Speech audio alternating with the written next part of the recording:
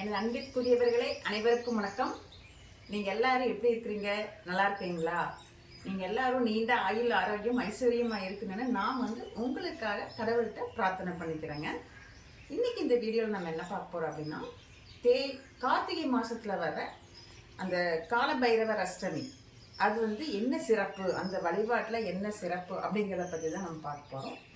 தேய்பிறை அஷ்டமி, சரிங்களா? இந்த வீடியோ முதல் முறையாக பார்க்குறவங்களா இருந்தால் சப்ஸ்கிரைப் பண்ணிவிட்டு பாருங்கள். வீடியோ பிடிச்சிருந்தா எனக்கு ஒரு மறக்காமல் லைக் பண்ணுங்கள். வாங்க இப்போ நம்ம வீடியோக்குள்ளார போகலாம்.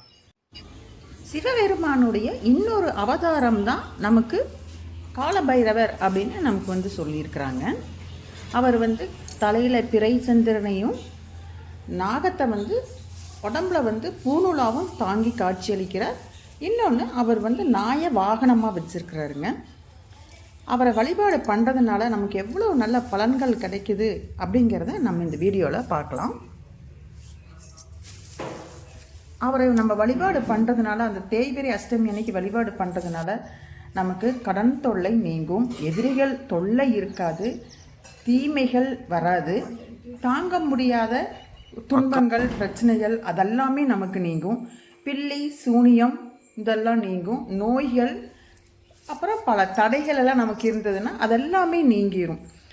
அதாவது இந்த நாள் அன்னைக்கு தேய்பிறை அஷ்டமிக்கு நம்ம விரதம் இருந்து வழிபாடு பண்ணுறது மிகவும் சிறப்பானது.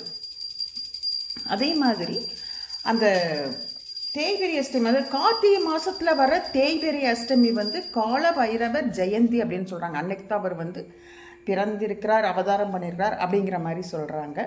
அதனால் நீங்களும் காலபைரவர் ஜெயந்தி 23/11/2024 வருது. அவரை வழிபாடு செய்யுங்க. வழிபாடு செஞ்சு அவருடைய அருளை நீங்கள் எல்லாருமே பெறணுங்க. தவற விட்டுறாதீங்க. நன்றி, வணக்கம்.